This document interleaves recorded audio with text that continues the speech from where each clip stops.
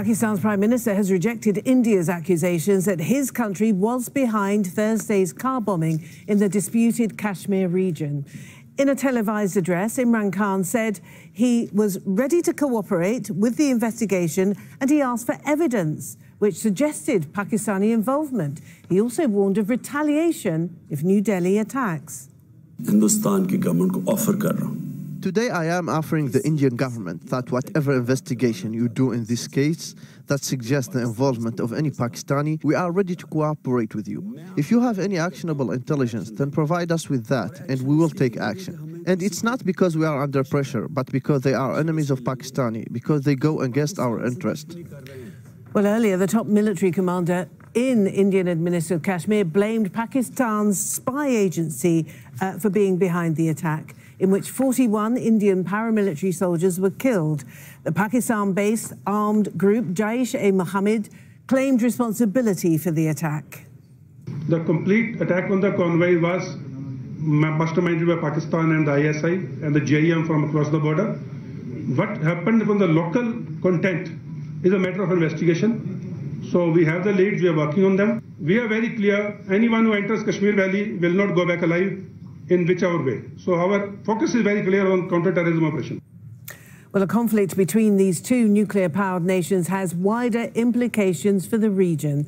Pakistan's ambassador to Afghanistan says a violent response from India could affect the ongoing peace talks between the US and the Taliban.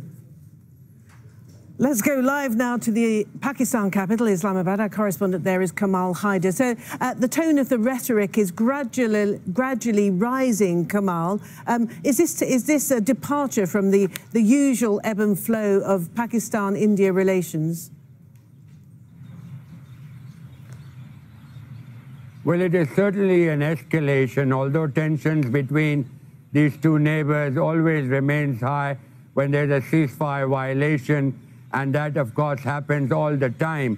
Also not to forget that every day there are skirmishes within Indian-administered Kashmir and lethal force is being used against the civilians there. But this time, the threat from India is being taken seriously, and at a time when there is pressure mounting not just on the eastern frontier with India, but also accusations from Iran, with whom Pakistan says it wants good relations. The Pakistani foreign minister has had recalled the Pakistan's High Commissioner to New Delhi, and he's been talking to him. He also said that the attack was carried out by an Indian citizen, and that the Indians were always quick to point the finger of responsibility towards Pakistan without going into a proper and thorough investigation. In the past, Kamal, when the rhetoric has been flying at such a heated level between the two countries, how have they managed to step down? I'm just wondering whether Imran Khan's offer of dialogue is likely to be accepted and be acted upon, even if it's behind closed doors. Well, the feeling here on the Pakistani side is, and that is something that the Pakistani foreign minister mentioned in an interview last night. He said he had already spoken to the 5 members, permanent members of the Security Council earlier.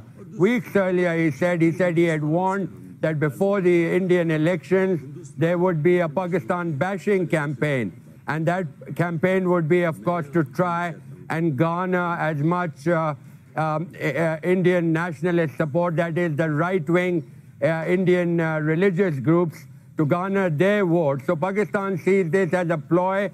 Narendra Modi, it appears, has painted himself into a corner, according to most Pakistani analysts here.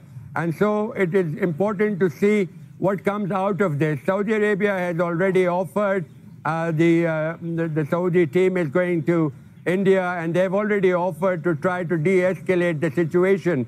But it will be important to see whether that helps.